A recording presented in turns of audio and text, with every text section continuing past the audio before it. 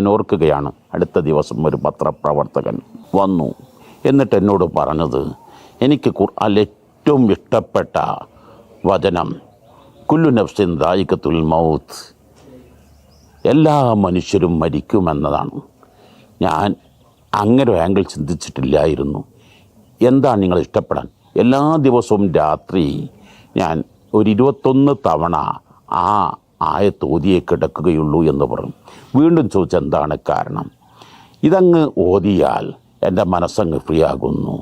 ഞാൻ ഇന്ന് രാത്രി വല്ലതും സംഭവിച്ചാൽ, രോഗം ബാധിച്ചാൽ എന്നെ ഓടിയെത്തി ഹോസ്പിറ്റലിൽ കൊണ്ടുപോകാൻ, ശുശ്രൂഷിക്കാൻ എൻ്റെ അയൽവാസിയല്ലേ ഉള്ളത്, എൻ്റെ അടുത്ത കുടുംബങ്ങളല്ലേ ഉള്ളത്, എനിക്ക് വേണ്ടപ്പെട്ടുള്ള അവരോട് വിദ്വേഷവും വൈരാഗ്യം വെച്ച് അവരെന്നെ കൈവിട്ടാൽ എനിക്ക് ആരുണ്ടാകും?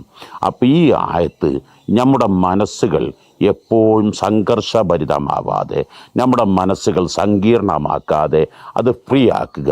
അതിലേറ്റവും വേണ്ടത് ഒരാളോടും വിദ്വേഷമില്ല, വൈരാഗ്യമില്ല, വെറുപ്പില്ല. ഞാൻ എപ്പോഴും എല്ലാവരും സ്നേഹിക്കുന്നു, എല്ലാവരും ചേർത്ത് പിടിക്കുന്നു, ഞാൻ എല്ലാവരെയും ഒത്തൊരുമിപ്പിക്കുന്നു എന്നൊരു പ്രതിജ്ഞയാവട്ടെ നമ്മുടെ ജീവിതത്തിലെ ഏറ്റവും വലിയ ദൗത്യം. ആരാധന, അതാണ് ഏറ്റവും വലിയ